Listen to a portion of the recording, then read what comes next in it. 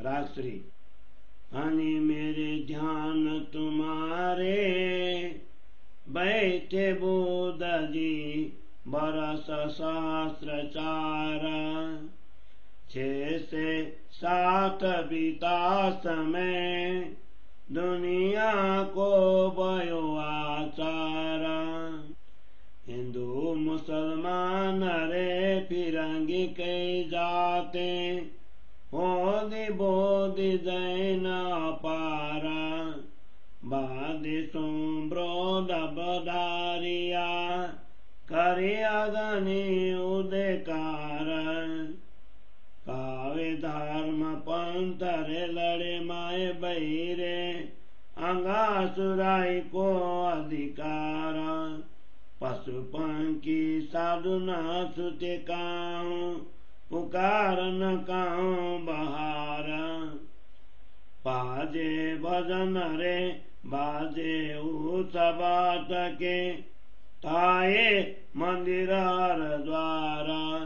सत छोड़ सुर नीता देखिया, कमर बांधी रही तलवार। कसे साधु रे कहूँ भजन न रहा, कुली बरसा जलते अंगार।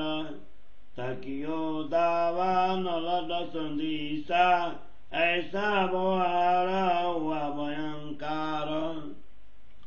मांस आहारी रे न दया दरे किन से, ऐसा हुआ कार। बुद्ध जी बिना बैरात में, ऐसो बरत्यो बेहबार। आओ धनी धनी रे सब कोई कहते, आगमी करते पुकार। सो सतवानी सबकी कारी, अब आए करो दीदार। कुरान पुराण रे वेद कतेबों, के अर्थ सब निर्धार। ताली उर्जन लोक 14 की, मुलका जो मोहंकार। सुन्न निरागुण निरंजन, देखे वैकुंठ निराकार। अक्षर पार अक्षरातीत, प्रेम प्रकाशो पार के पार। पेरो बागोरे बांधी कमार, अश्वजले बया स्वार। होशी बड़ा मेला बरस के, 7 ओट सब तैयार। 7 ओट सब तैयार। पेरो बागोरे बांधी कमर, अश्वजले बया स्वार। होशी बड़ा मेला बरस के, 7 ओट सब तैयार। 7 ओट सब तैयार। चौपाई 10, प्रकरण 53, चौपाई 565। बोलो श्री प्राणनाथ प्यारे की जय। श्री कीर्तन ग्रंथ को 53 प्रकरण को हिंदी सरलार्थ। हे मेरे धामधनी, रास के पश्चात कलयुग के 4660 वर्ष व्यतीत होने तक अक्षर ब्रह्म की बुद्धि आपके ध्यान में बैठी। तत्पश्चात मेरे हृदय में अवस्थित होकर संसार में प्रचलित सभी प्रकार के ज्ञान के आचार्यों के रूप में प्रकट हुई हैं। इस संसार में हिंदू, मुसलमान, फिरंगी, यहूदी, बौद्ध, जैन आदि विभिन्न मत मतांतर को मानने वाले लोग हैं।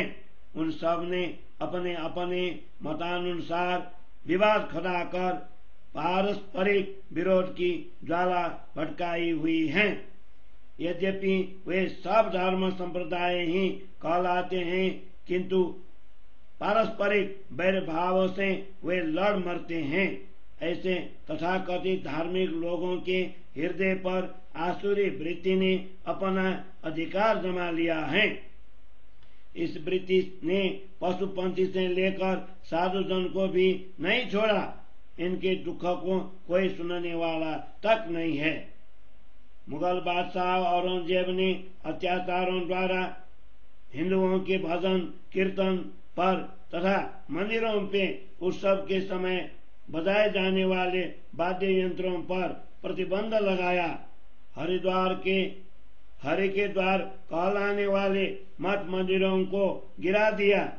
शूरवीरों ने भी सत्य मार्ग को छोड़कर उनके समक्ष अपने मस्तक झुका दिए। उनकी तलवारें कमर में ही बंदी रह गई। साधुओं को कष्ट दिया गया, इसके कारण भजन कीर्तन ठप्प होने लगे। इस प्रकार कलयुग ने जलते हुए अंगारों की वर्षा आरंभ की। आतंक रूपी दावानल की ज्वालाएं दसों दिशाओं में फैलाने लगी। संसार में ऐसा भयंकर अत्याचार होने लगा। आसुरी वृत्ति वाले मांस भक्षी लोगों में न दया है और न ही वे किसी से डरते हैं। सर्वत्र हाहाकार मच गया। बुद्ध जी के बिना इस विराट ब्रह्मांड में ऐसा व्यवहार होने लगा था। सभी धर्मों के आचार्य अपने अपने धर्म ग्रंथ में कहते हैं कि इस प्रकार के अत्याचार होने पर पूर्ण ब्रह्म परमात्मा प्रकट होंगे। भविष्य वेताओं ने पहले से ही इसकी साक्षी बनकर पुकार की थी। बुद्ध जी ने प्रकट होकर उन सब के वचनों को सिद्ध कर दिया। अब आप सभी आकर उनके दर्शन करो। बुद्ध जी ने प्रकट होकर कुरान, पुराण, वेद, कथेव आदि ग्रंथ धर्मों के गुदार्थों का निरूपण कर दिया। 14 लोकों के जीवों की उलझन टाल दी और उनमें व्याप्त मोह और अहंकार को मूल सहित उखाड़ दिया। वैकुंठ, शून्य, निराकार, निर्गुण, निरंजन इन सब का निरूपण कर बुद्ध जी ने अक्षर से भी परे अक्षरातीत के प्रेम को प्रकाशित किया। निष्कलंक बुद्ध जी ने ज्ञान के वस्त्र पहनकर कलयुग के साथ लड़ने के लिए तत्परता दिखाई है। वेद कथेव के गुणार्थों को स्पष्ट करने के लिए धर्म के शुद्ध स्वरूप श्वेत अश्व सफेद कागज पर वाणी के रूप में आरूढ़ हुए हैं।